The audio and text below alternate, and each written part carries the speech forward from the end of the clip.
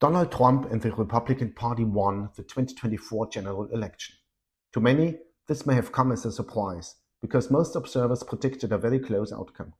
In Europe, people even expected Kamala Harris to win, which seems to have been wishful thinking rather than an analysis based on facts. The facts are: Donald Trump campaigned on the issues that people in America were most concerned about: the high cost of living, the economy and jobs, migration. Issues such as abortion rights, freedom, and democracy were considered less important. Trump's campaign message was simple and plain: the Democrats are to blame for the problems that America finds itself in. And I, Donald Trump, will fix it. Trump will fix it was the key campaign slogan at his political rallies. This slogan resonated with a common sentiment among the American public. 2/3 of voters perceive that America is on the wrong track, that things are going wrong, and that life is not getting any better. Voters are frustrated with the Washington elite. Trust in political institutions is at a low level. In the view of the voters, the political system is broken. National institutions and international organizations have failed. Jobs were lost, while industries and businesses in the Midwest shut down. The American worker paid the price for globalization and for military interventions. The American people feel betrayed by the elite and by foreigners. Trump campaigned in districts that traditionally leaned Democratic, but displayed a high level of dissatisfaction and anger. These included African American, Hispanic, and working class districts. Trump gained votes among all demographics, but improved his share of the vote most among young men and minority groups. The transformation of the Republican Party continues. The Republican Party, which until recently could be described as the WASP Party, the political party of the white Anglo-Saxon Protestants, is becoming a multi-ethnic working-class party. The election was a change election.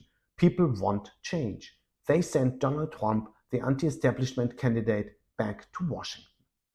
The Trump administration's first actions will deal with migration, energy, and climate policy.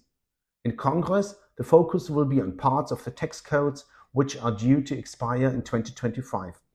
Trump wants to lower taxes to boost the economy and incentivize investments.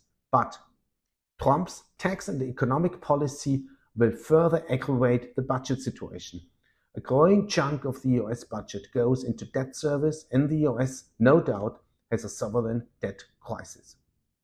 Internationally, the Trump administration will threaten to impose tariffs in order to improve its bargaining position.